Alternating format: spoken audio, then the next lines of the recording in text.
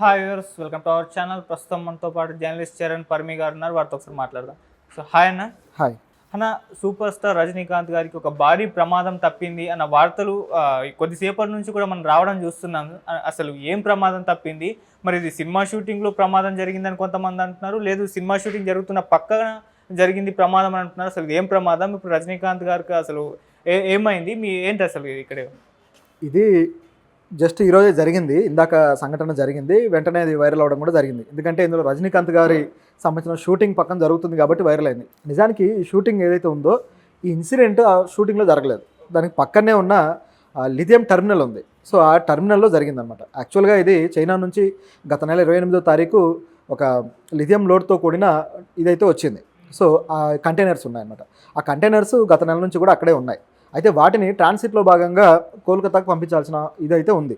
So దీంట్లో భాగంగా వీళ్ళు ఆ టెర్మినల్లో ఏవైతే ఉన్నాయో ఆ లిథియంని మారుస్తున్నారనమాట. వేరే వాటికి, వేరే వెహికల్స్కి వీటికి తర్జుమా చేస్తున్న క్రమంలో, వాళ్ళు తరలించే క్రమంలో అవి కొద్దిగా వాటిలో ఇది లిథియం కొంచెం రసాయనిక చర్య వల్ల పొగలు రావడం మొదలైంది. ఓకే. ఆ పొగలు రావడంతో దాన్ని కంట్రోల్ చేయడానికి కూడా ఇక ఫైర్ని కంట్రోల్ చేసే ఆ మిషనరీ ఏదైతే ఉంటుందో అది భారీ స్థాయిలో వాడాల్సిన అవసరం ఉంటుంది. పైగా ఆ టైం కూడా లేదు వాళ్ళకి. సో చాలా అర్జెంటుగా చేయాల్సిన పరిస్థితి వచ్చింది. ఇక లిథియం బ్యాటరీలు ఎలా ఉంటాయంటే అవి ఒకసారిగా బ్లాస్ట్ అయ్యే ప్రమాదం కూడా ఉంటుంది. సో ఆ కెపాసిటీ ఉంటుంది అనమాట లిథియం బ్యాటరీస్కి. మన మొబైల్లో వాడే బ్యాటరీలో కూడా లిథియమే ఉంటుంది. సో ఇది ఇక్కడున్న పరిస్థితి. అయితే ఇంకా దాన్ని కంట్రోల్ చేసే అవకాశం లేక వాళ్ళు ఇమీడియట్గా ఫైర్ ఇంజన్కి ఇన్ఫర్మేషన్ ఇచ్చారు. అక్కడ పోర్ట్ ఫైర్ ఆఫీసర్స్ ఎవరైతే ఉన్నారో వాళ్ళు వచ్చారు. సో వాళ్ళు వచ్చి దాన్ని కంట్రోల్ చేసే ప్రయత్నం అయితే చేశారు. అయితే ఇది ఒక పక్క జరుగుతూ ఉండగా మరోవైపు రజనీకాంత్ గారి సినిమా షూటింగ్ అయితే నడుస్తూ ఉంది. ఓకే. ఈ షూటింగ్లో రజనీకాంత్ గారు పాల్గొన్నారు. షూట్ అంతా అవుతూ ఉంది. అయితే ఈ ఇన్ఫర్మేషన్ ఎప్పుడైతే వచ్చిందో ఇది భారీ స్థాయిలో అయ్యే ప్రమాదం ఉంది అని వాళ్ళకి అర్థమైంది. ఎందుకంటే అది ఏదో ఒక స్థాయిలో ఆగేది కాదు. లిథియం అనేది ఒక స్థాయిలో ఆగదు. సో అది స్ప్రెడ్ అవుతూ పోతే చాలా పెద్ద ప్రమాదంగా మారే అవకాశం ఉంది. కాబట్టి దీన్ని ఆలోచించి ఎలా ఉంటుందంటే ఒకసారి లిథియం లీక్ అయిపోతే ఆ బ్లాస్ట్ మొత్తం ఆ ఏరియాలో మొత్తాన్ని బ్లాస్ట్ చేసేస్తుంది. ఓకే. ఒక రకంగా ఒక బాంబు పడ్డట్టే. సో ఆ ఇంపాక్ట్ ఉంటుంది. మీరు ఎప్పుడైనా చూడండి, మొబైల్ కూడా ఒకసారి బ్లాస్ట్ అయిపోతే కొంతమందికి ఆ చేతులు పోతుంటాయి, కాళ్ళు పోతుంటాయి, చాలా ప్రమాదం జరుగుతుంటుంది. ఆ స్థాయి బ్లాస్ట్ ఉంటుంది దానికి. కాబట్టి ఈ సరౌండింగ్స్లో పేలితే ప్రమాదం అని చెప్పేసి ఇమీడియట్గా వాళ్ళు అప్రమత్తమయ్యి రజనీకాంత్ గారిని ఆ షూట్ నుంచి పంపించేశారు, బయటికి పంపించారు. అలాగే షూట్ కూడా తాత్కాలికంగా ఆపేశారు. ఎందుకంటే ఆయనే కాదు, ఎవరి ప్రాణమైనా ప్రాణమే కదా. ఆల్రెడీ గతంలో చూసాం మనం ఇట్లా భారతీయుడు 2 సినిమా. ఆ సినిమా కూడా ఇంతే, అనుకోకుండా ఒక యాక్సిడెంట్ జరిగి క్రేన్ ఏదైతే ఉందో అది మీద పడి దాదాపు ఇద్దరు అసిస్టెంట్ డైరెక్టర్లు, తర్వాత మరొక ఆర్ట్ డిపార్ట్మెంట్ అసిస్టెంట్, వీళ్ళంతా చనిపోయారు. 3 చనిపోయి అది భారీ స్థాయిలో డ్యామేజ్ అయ్యి వాళ్ళకి మళ్ళీ కాంపెన్సేట్ చేసి 3 సంవత్సరాలు షూటింగ్ అయిపోయింది దానివల్ల. అలాగే వాళ్ళ ప్రాణాలు అన్యాయంగా పోయినాయి. సో ఈ పరిస్థితి ఎంత డ్యామేజ్ అయిందంటే మొత్తానికి ఆ సినిమా ఫ్లాప్కి కూడా ఒక రకంగా ఈ గ్యాప్ కారణమైంది. అంటే లైకా ప్రొడక్షన్ బాగా డ్యామేజ్ అయిపోయి, అంటే ఆ సినిమాకి వడ్డీలు పెరిగిపోయి భారీ రేట్లకు అమ్మేసి ఒకే పార్ట్కి తీసిన సినిమాని మళ్ళీ 2 పార్ట్లుగా చీల్చి గందరగోళం చేశారు ఆ సినిమాని. సో అంతటి భారీ నష్టం అనేది జరిగే ప్రమాదం ఉందన్నమాట. సో షూటింగ్లో ప్రమాదాలు అనేవి మన ఇండియాలో కొద్ది కామన్గా జరుగుతూ ఉంటాయి. కానీ రజనీకాంత్ గారు లాంటి స్టార్ ఉన్నప్పుడు ఏంటంటే షూటింగ్లో పాల్గొన్నప్పుడు అది మరింత ప్రమాదం. ఆల్రెడీ రజనీకాంత్ గారికి కొద్దిగా ఈ మధ్యకాలంలో హాస్పిటలైజ్ అవుతూ ఉన్నారు, వస్తూ ఉన్నారు. కొంచెం ప్రమాదకరంగానే ఉంది ఆయన పరిస్థితి. యాక్టివ్గానే ఉంటారు, అలాగే షూట్లో ఎలాగో బాగుంటాడు. కానీ పర్సనల్ లెవెల్లో చూసుకుంటే ఆయన కొన్ని చిన్నపాటి ఇబ్బందులు ఉన్నమాట వాస్తవం.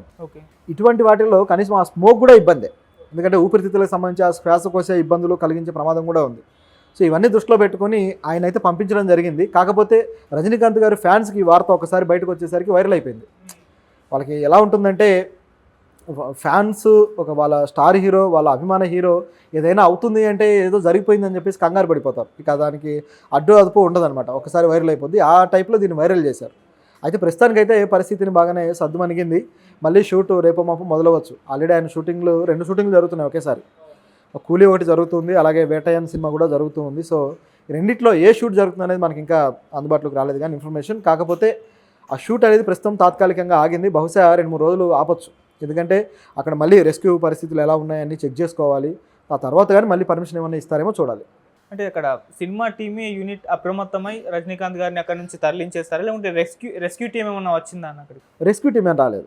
సినిమా యూనిట్టే వెంటనే తేరుకున్నారు. ఎందుకంటే ఈ లిథియం ఏదైతే ఎక్స్ప్లోర్ అయిందో ఈ ఎక్స్ప్లోజన్ని వీళ్ళు రియాక్ట్ అయ్యి ఎప్పుడైతే వీళ్ళకు పోర్ట్ ఆఫీసర్స్కి ఫోన్ చేశారో వాళ్ళు వచ్చేలోపే రజనీకాంత్ గారు ఈ పక్కనే జరుగుతుంది కదా, ఆ స్మోక్ అదంతా అర్థమైపోద్ది.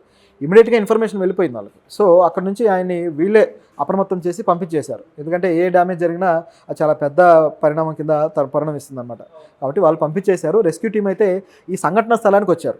సంఘటన స్థలంలో ఎవరూ లేకుండా వాళ్ళని అక్కడ క్లియర్ చేసేసి ఏదైతే లిథియం ఉందో దాన్ని కంట్రోల్ చేయడం జరిగింది. సో ఇప్పుడు మరి అది పూర్తయితే దాన్ని మళ్ళీ తిరిగి కోల్కతా పంపించడం ఈ ప్రోగ్రామ్ అయితే ఉంది. ఓకే అన్న, మనం సినిమా షూటింగ్స్లు ప్రమాదాలు వీటి గురించి ఒకసారి మాట్లాడుకోవాల్సి వస్తే, ఇప్పుడు మీరు భారతీయుడు 2 ఎగ్జాంపుల్గా చెప్పారు. మన తెలుగులో కూడా మనం చూసుకోవస్తే ఎన్టీఆర్ గారికి దేవరా సినిమా షూటింగ్లో ఆ చేతుకు పట్టి కట్టుకొని ఉండడం చూసాం. రవితేజ గారిది ఒక ఫోటో ఒకటి సోషల్ మీడియాలో వైరల్ అయింది, ఆయన భుజానికి గాయం అవ్వడం, సర్జరీ చేశారు. ఆ సినిమా షూటింగ్స్లో అన్ని జాగ్రత్తలు తీసుకున్నప్పటికీ ఎందుకు ఇటువంటి చిన్న చిన్న ప్రమాదాలు జరుగుతూ ఉంటాయన్న? అంటే ఇవన్నీ యాక్సిడెంటల్గా జరిగేవే కాబట్టి యాక్సిడెంట్ అంటాం మనం సింపుల్గా చెప్పాలంటే. అంటే మన ఇండియన్ ఫిలిమ్స్కి సంబంధించి చూసుకుంటే మన ఇండియన్ ఫిలిమ్స్లో స్టంట్స్ ఏవైతే ఉంటాయో స్టంట్స్ ప్రిపరేషన్ అనేది ఇంకా ప్రొఫెషనల్గా తయారు కాలేదనేది ఉన్న ఒక వాదన.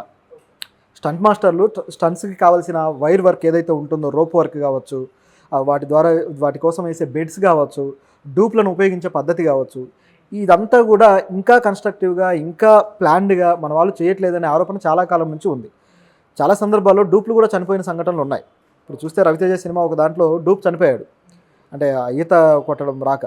అలాగే చాలా సినిమాల్లో హీరోలకు గాయాలయ్యాక మన శర్వానంద్ అయితే తన సినిమా అది 96 రీమేక్ చేశాడు కదా జాను. సో ఆ సినిమాకి సంబంధించి అయితే ఆయనకి భుజానికి చాలా పెద్ద సర్జరీ అయింది. ఆ తల కొంచెం ఉంటే తల పగిలి చనిపోయేవాడు కూడా, అది బంగి జంప్ చేస్తున్న షాట్లో. ఓకే. సో ఇటువంటి పెద్ద పెద్ద ప్రమాదాలు కూడా జరుగుతూ ఉంటాయి. కారణం ఏంటంటే సేఫ్టీ మెజర్స్ మన వాళ్ళు అంత కరెక్ట్గా పాటించరు. ఇది మన దగ్గర ఉన్న ప్రాబ్లం. దీంతోపాటు డూప్లకు సంబంధించి చూసుకుంటే మన దగ్గర ఇన్సూరెన్స్ మెథడ్స్ కూడా కరెక్ట్గా లేవు.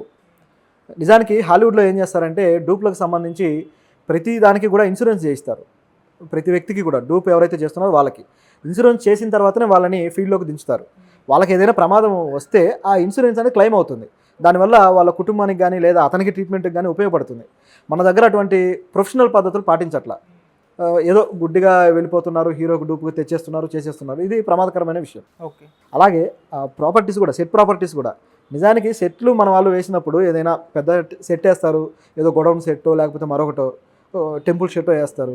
సో అందులో షూట్ జరుగుతుంది, తర్వాత వాడిని తగలబెట్టేస్తారు. ఆ షూట్లో ఏదో క్లైమాక్స్లో భాగంగా తగలబెట్టడం ఇవన్నీ జరుగుతూ ఉంటాయి. కొన్ని సందర్భాల్లో ఏం చేస్తారంటే షూట్ అయిపోయిన తర్వాత ఇన్సూరెన్స్ క్లెయిమ్ చేసుకోవడానికి ఏదో యాక్సిడెంట్ క్రియేట్ చేసి తగలబెట్టేస్తారు. పైకి మాత్రం అది ఏదో యాక్సిడెంట్ అయింది మాకు తెలియదు అని చెప్పేసి ఇన్సూరెన్స్ క్లెయిమ్ చేసుకుంటుంటారు.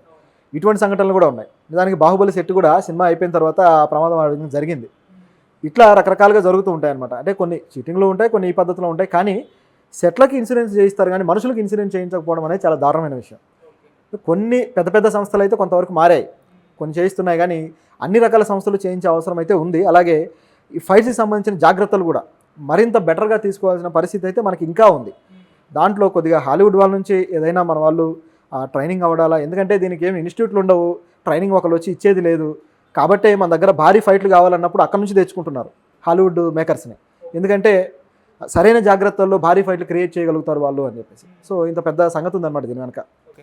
ఇప్పుడైతే అన్న రజనీకాంత్ గారి విషయానికి వస్తే, అంటే చిన్న న్యూస్, అది భారీ ప్రమాదం తప్పిందన్న దాని మీద ఎవరు ఫోకస్ పెట్టకుండా భారీ ప్రమాదం అని చెప్పేసి కంగారు పడిపోవడం మనం చూసాము.